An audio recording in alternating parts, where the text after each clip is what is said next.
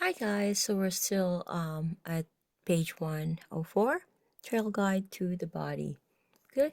So I will be presenting coracoclavicular ligament. Okay, so we see the image here that uh, the trapezoid and the conoid ligament, those two are the coracoclavicular ligament, right? And this is the anterior view.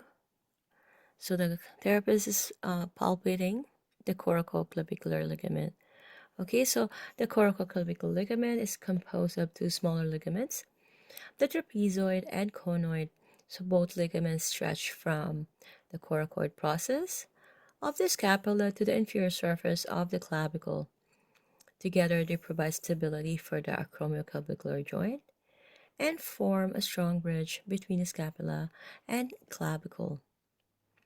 So the coracoclavicular ligament can be accessed by palpating between the clavicle and coracoid process or curling under the anterior aspect of the clavicle.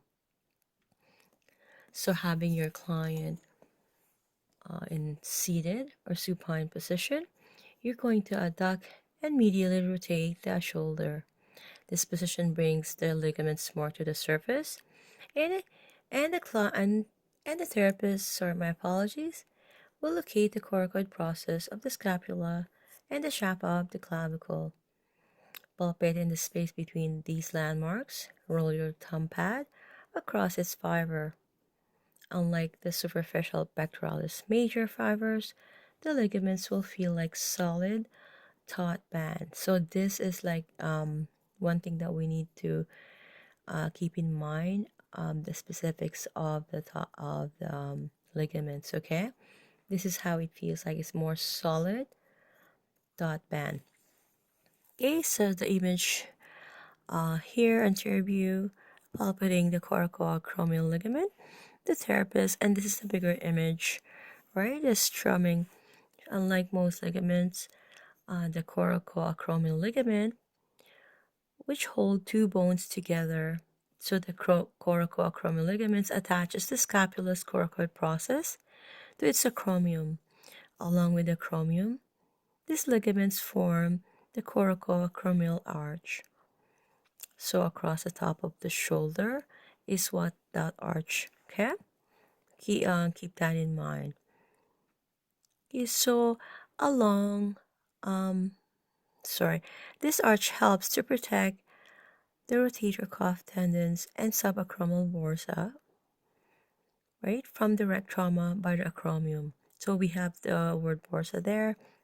It's more of, if you can watch my other video, it's more a protective cushion or a shock, for shock absorber. More so, I would use that word to identify in quicker way. But please watch my other video. So the wide band of the coracoacromial ligament lies deep to the deltoid, but it's still accessible. Okay. So having your client supine or seated, locate the coracoid process, then locate the anterior edge of the acromion. Palpating deep to the deltoid fibers, so we explore between the landmarks for the wide band of the coracoacromial ligament. Strum your fingers across its fibers.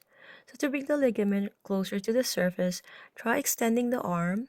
This position will roll the humeral head anteriorly and press the ligament forward. So ask yourself these questions. Are you between the acromion and the coracoid process?